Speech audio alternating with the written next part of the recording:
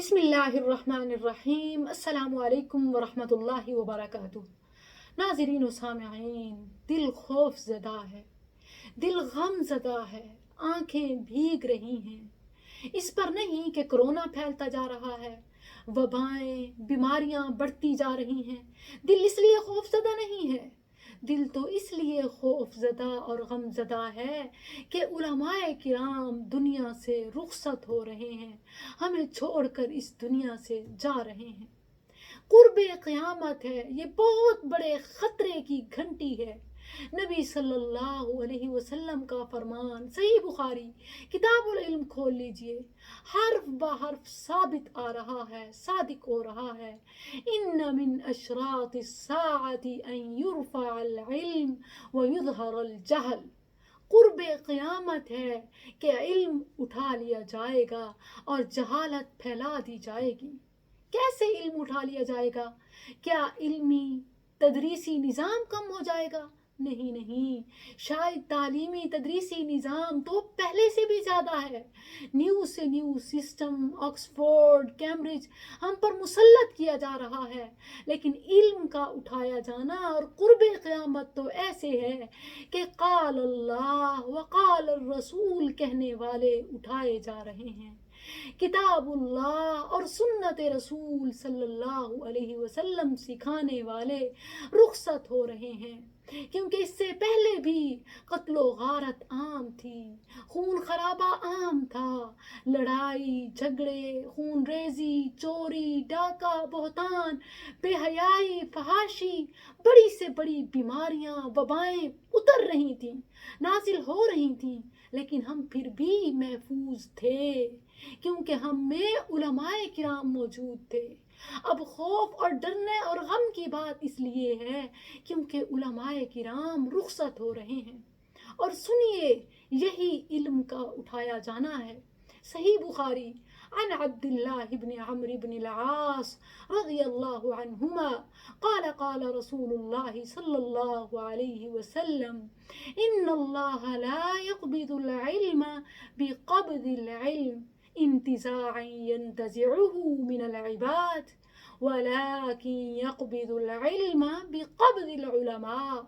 علم کا اٹھایا جانا یوں نہیں ہے کہ علم ختم ہو جائے گا، تعلیمی تدریسی سسٹم فیل ہو جائیں گے، نہیں، یہ تو نیو سے نیو سسٹم انٹروڈیوس کروائے جا رہے ہیں۔ علم کا اٹھایا جانا تو علماء کرام کے اٹھائے جانا ہے۔ جی ہاں، جو انبیاء کے اصل وارثین ہیں، اصل جانشین ہیں، کہ جن کی بدولت ہم محفوظ تھے، ان کا اٹھایا جانا خطرے سے خالی نہیں ہے۔ قیامت بالکل سروں پر منڈلا رہی ہے، یہ یکے بعد دیگرے علماء کرام کا رخصت ہو جانا، یہ علم کا اٹھ جانا ہے۔ اور آپ کو معلوم ہے کہ جب علم اٹھ جائے گا تو کیا ہوگا؟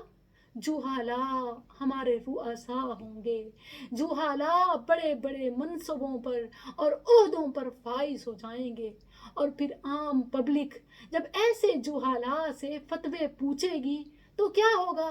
بغیر علم کے جواب دیں گے، خود بھی گمراہ ہوں گے اور ہمیں بھی گمراہ کریں گے۔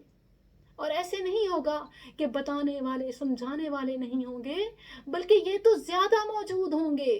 ٹیچرز کے نام پر بہت سے لوگ آ جائیں گے، مبلغین کے نام پر، مقررین کے نام پر، واعظین کے نام پر خلقت کثیر ہوگی، لیکن قال اللہ وقال الرسول کہنے والوں کی کمی ہو جائے گی۔ تقرأ فی القوم المثنات۔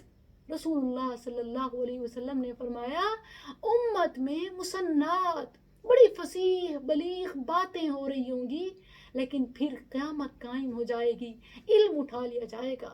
جی ہاں، ایک طرف فصیح و بلیغ باتیں ہو رہی ہیں، دوسری طرف رسول اللہ صلی اللہ علیہ وسلم فرماتے ہیں کہ علم اٹھ جائے گا، کیونکہ ساری فصاحت بلاغت نہیں ہے، خالی ہے جب قال اللہ وقال الرسول نہیں ہے، کیونکہ صرف کتاب اللہ اور سنت رسول صلی اللہ علیہ وسلم میں ہی ہدایت ہے۔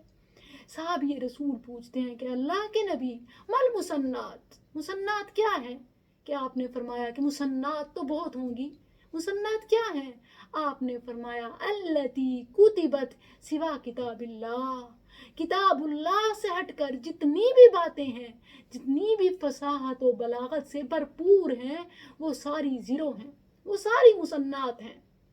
وہ بے شک آپ کے دلوں کے لیے گولڈن کوڈز ہوں، آپ بہت جلدی اٹریکٹ ہو جاتے ہوں، دل کو بڑی بھلی محسوس ہوتی ہوں، لیکن وہ کتاب اللہ کی آیات نہیں ہیں، وہ سنت نبی صلی اللہ علیہ وسلم سے احادیث نہیں ہیں، تو وہ زیرو ہیں۔